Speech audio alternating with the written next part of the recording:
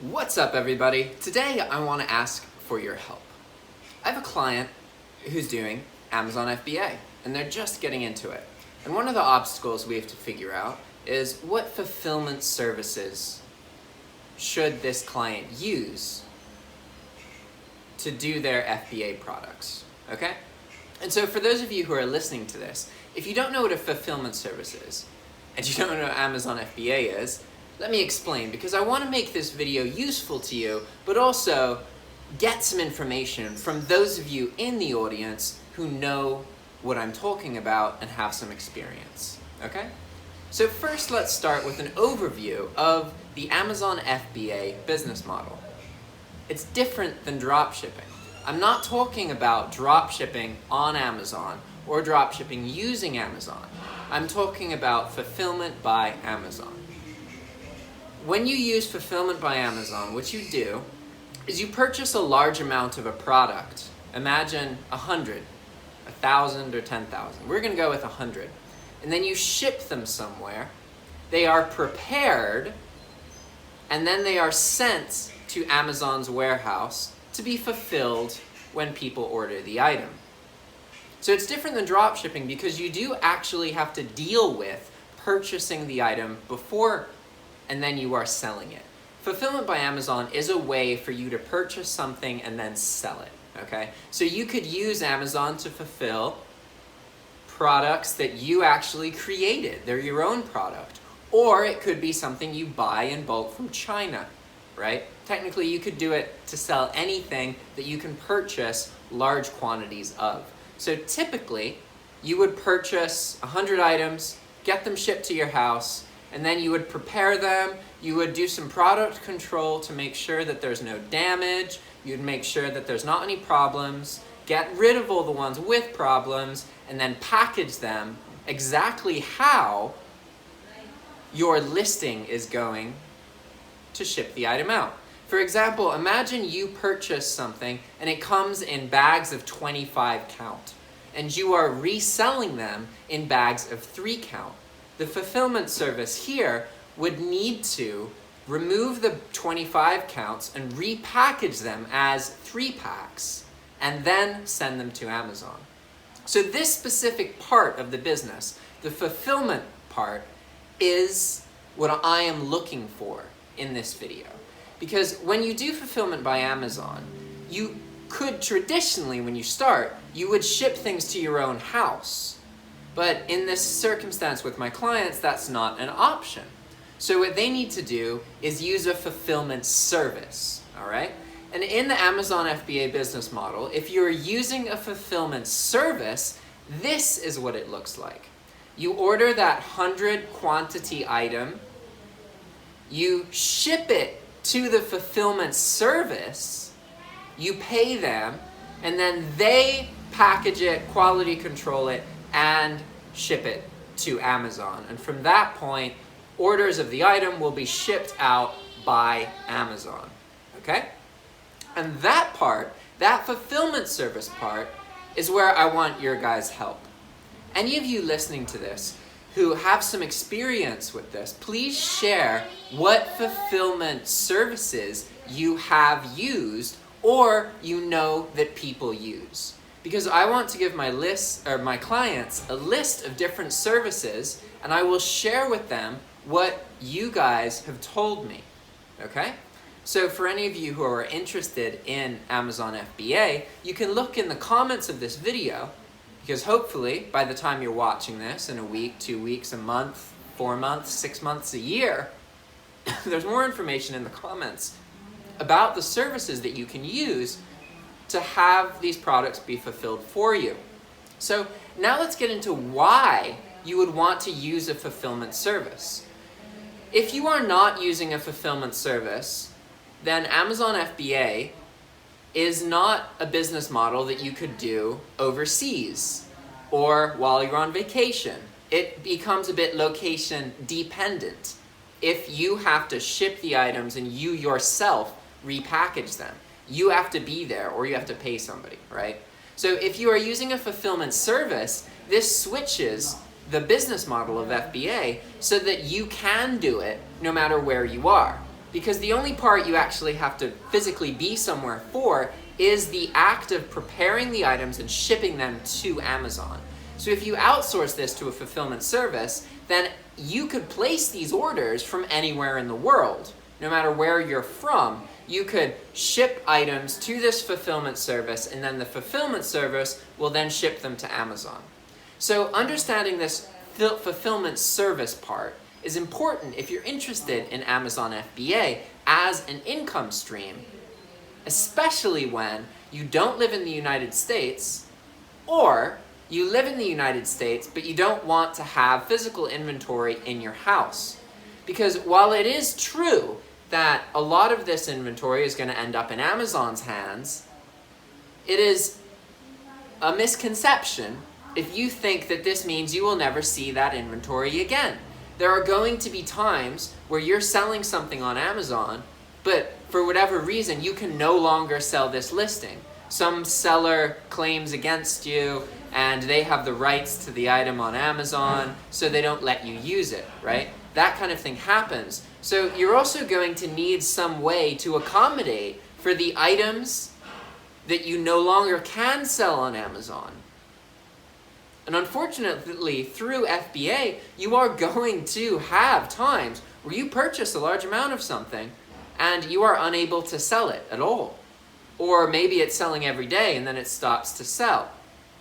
Amazon recently changed their system. In the past, they used to charge you a lot of money to keep your items. There was a long-term storage fee. That, however, has been removed. So Amazon has actually been a bit more favorable to people now with these recent changes. But it's important to understand that the role of a fulfillment service isn't just to handle this sending packages to them and then sending them to Amazon. There is also going to be situations where you have to receive something back from Amazon because you're no longer allowed to sell it. That does happen, right? So you have to think about these things because there's a lot of barriers to entry for Amazon FBA. It's a possible income stream for almost anybody, but you do need a level of cash flow in order to get started. And it is possible for you to spend money and not get any sales on that product. So in Amazon FBA, product research is even more important than it is with with dropshipping. With dropshipping, product research is very important, but you don't lose anything by making a listing, aside from a minor insertion fee. Whereas with Amazon FBA, in order to have the listing and it be fulfilled, you had to purchase those products already. So if you're creating a listing, that costs you money, right? So you have to be more picky about the products that you use. So if you're looking at the Amazon FBA business model, there's going to be these fulfillment services that you use if you are not able to have a physical location in the US where you can do stuff. You're going to have to use fulfillment services for that. And there are going to be situations where you lose money because you're relying on fulfillment service and something isn't selling, or you lose your ability to sell it on Amazon, and then you will have to basically lose all of that or figure out how to get that product onto a different marketplace. So if you are not based in the US, or you are like my client and you need a fulfillment service for whatever reason, you have to pay even more attention to the product research phase of Amazon FBA. And keep in mind that in the Amazon FBA marketplace, when you're talking about this business model, this income stream, there's a whole bunch of competitors.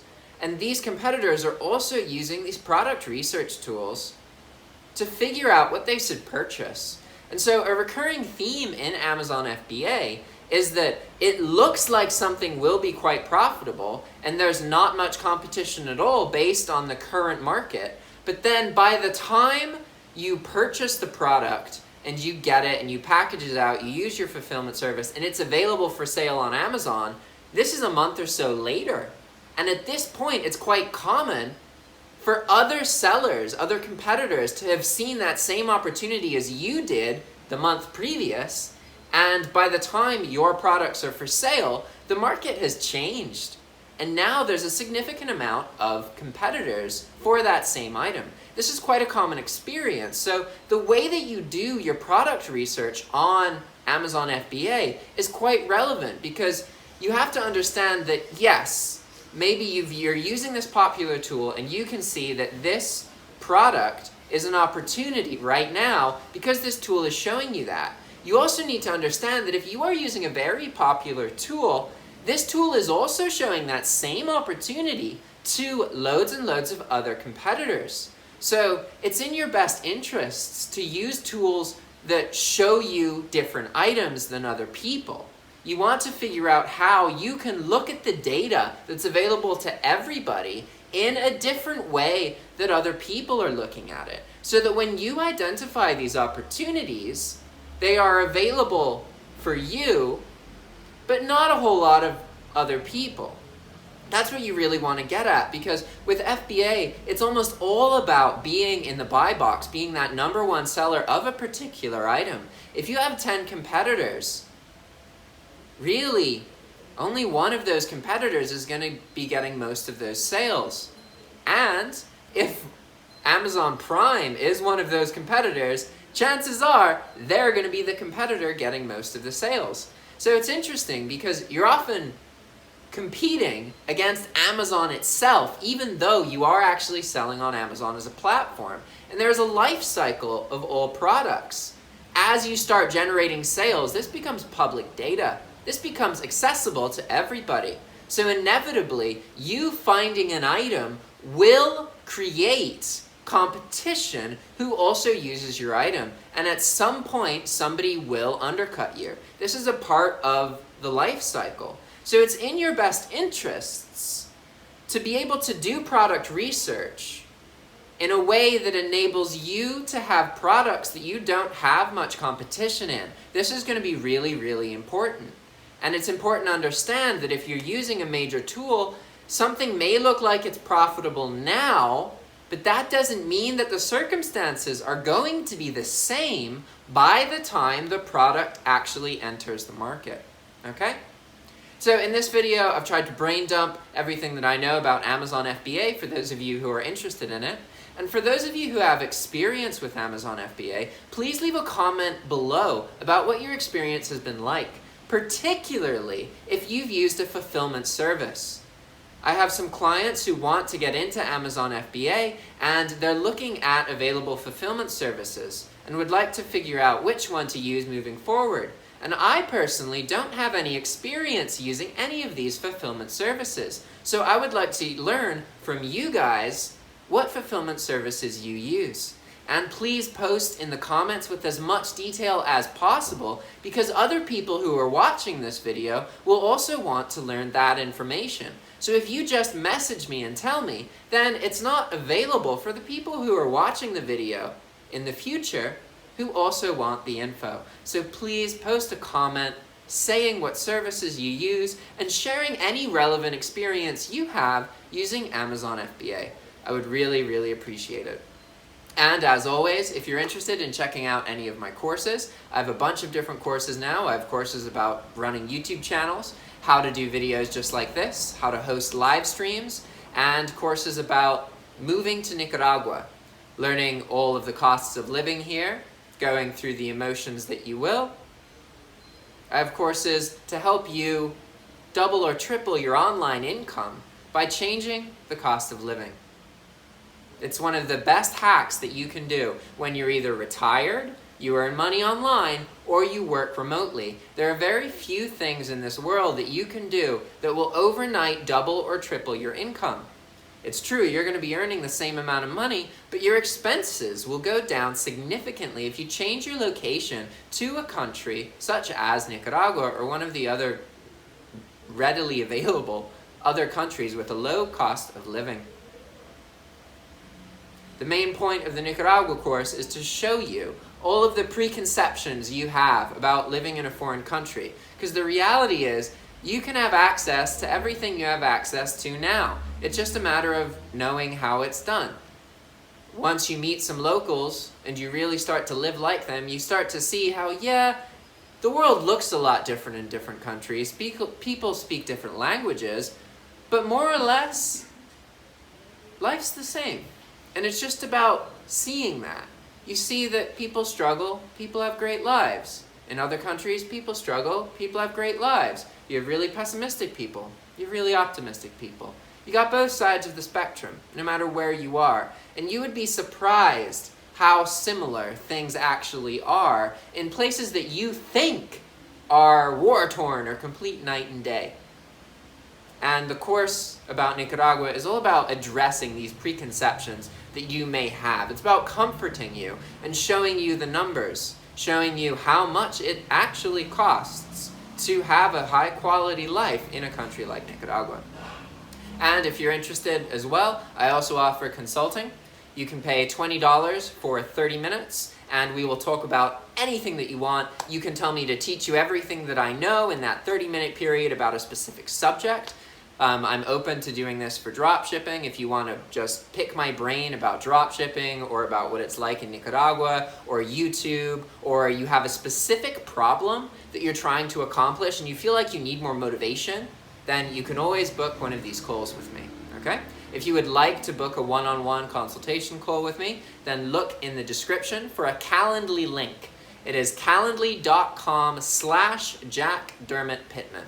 This is where you'll be able to book a call. The way it works is you go to click on the link, and then it takes you to an availability page. You will be able to pick a certain time. I have pretty open availability. I have time slots on the weekdays and on the weekends, okay? Now, if you want to talk to me but you don't want to pay, you do have options. You can have me do a free public call with you. And the way this works is I will record the conversation and publish it to my YouTube channel.